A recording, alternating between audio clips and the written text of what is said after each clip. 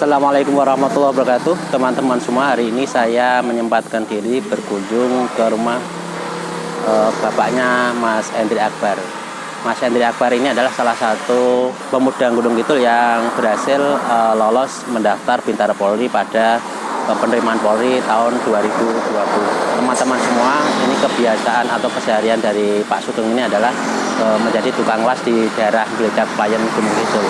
Teman-teman semua, kali ini kita akan berbincang dengan Pak Sugeng mengenai bagaimana persiapan putranya untuk mendaftar seorang anggota Polri, dan nanti kita lihat seperti apa komentar dari Pak Sugeng setelah kita berbincang-bincang. Baik, kita saksikan nanti teman-teman semua.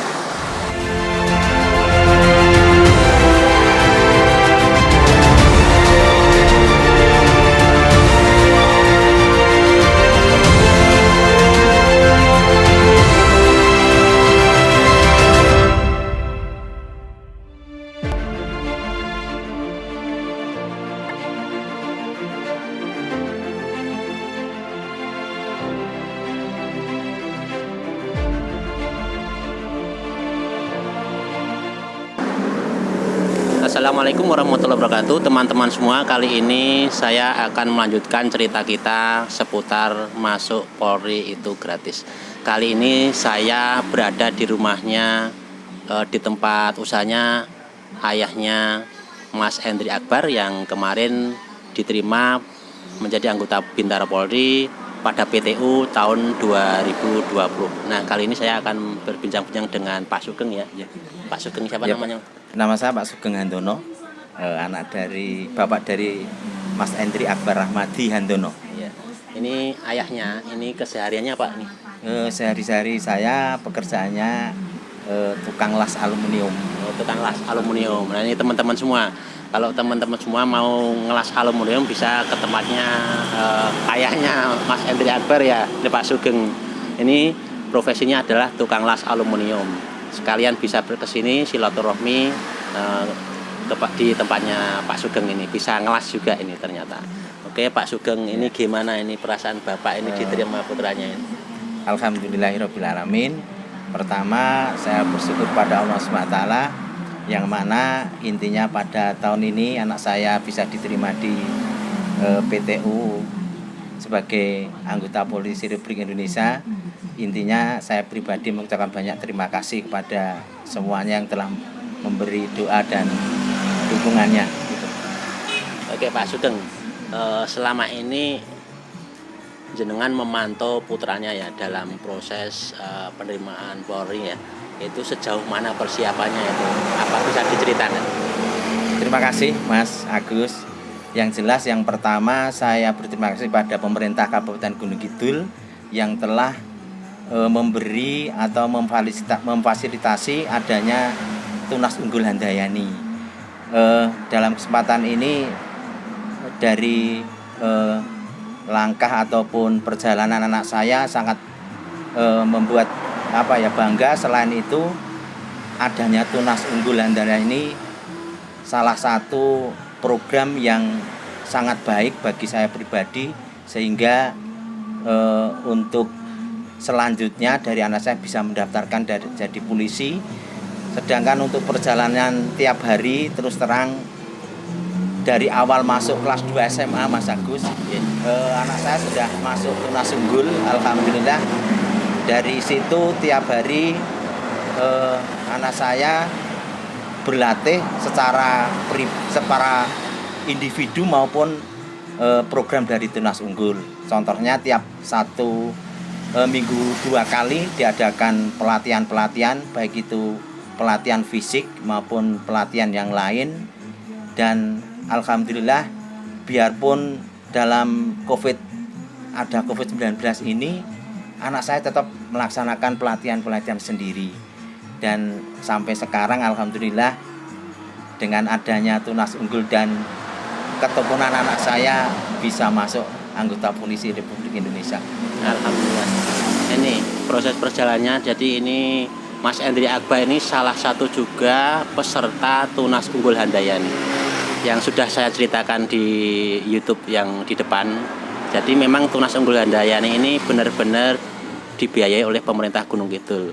Kemarin sekitar 40 orang sudah saya citrakan kemarin, dan Mas Endri Akbar ini salah satu peserta Tunas Unggul Handayani bersama serengat dengan anak saya dan juga Mas Diki yang kemarin saya datang. Kemudian ini Pak, selain membina fisik, apakah dalam mengawal itu apakah Bapak juga misalnya memberikan les kepada anaknya untuk psikologi atau yang lain, atau benar-benar belajar sendiri Pak? Terima kasih Mas Agus. Terus terang saya pribadi, intinya dari orang tua pertama jelas yang saya beri dukungan itu doa. Ya. Kemudian untuk yang serunya untuk les tidak sama sekali. Oh, saya tidak mengundurkan bukan program-program dari Tunas Unggul. Oh, gitu. Tidak ada. Saya maunya psikologi tidak ada les. Selain saya mengandalkan Tunas Unggul tok, tidak ada sama sekali. Oke, berbeda lagi dengan Pak Sugeng ini. Jadi putranya itu murni dari program Tunas Unggul Handayani. Program-program Tunas Unggul Handayani itu sudah di sana sudah ada materi-materi yang terprogram untuk menuju pendaftaran Polri, termasuk latihan psikologi, kemudian fisik, dan pembekalan-pembekalan lain. Dan ini ternyata Pak Sugeng itu hanya mengandalkan itu, anaknya itu hasil dari didikan Tunas Unggul Handayani itu. Kemudian setelah itu dia mempersiapkan diri sampai dengan pendaftaran Polri ini. Nah, kemudian selama tes ini dukungan apa yang Bapak berikan ini? Untuk selama tes terus terang saya salut sama anak saya Pak. Karena apa? Mungkin dari rekan-rekan yang lain, apalagi jaraknya jauh untuk tes ya ke Sleman, ya sering ke Polda. Kebanyakan anak saya itu berangkat sendiri. Kalau nggak berangkat sendiri itu sama temennya. Dan insya Allah untuk yang terakhir itu memang saya paksa untuk saya mengikuti dia untuk melihat tesnya bagaimana. Itu hampir kalau nggak 4 kali 3 kali saya mengikuti tes sampai selesai. Lainnya semuanya sendiri, mandiri, tidak ada ya. Kalau orang tua biasa cuma doa. Itu teman-teman, ternyata sama. Jadi orang-orang yang sudah berniat mendaftar seorang Polri itu memang banyak yang mandiri, termasuk dengan anak saya dan juga Mas Diki. Jadi mereka itu memang mandiri. Yang lebih salut lagi, saya kemarin cerita, silahkan di episode ketiga ya, yang Mas Diki silahkan dilihat nanti episode 3.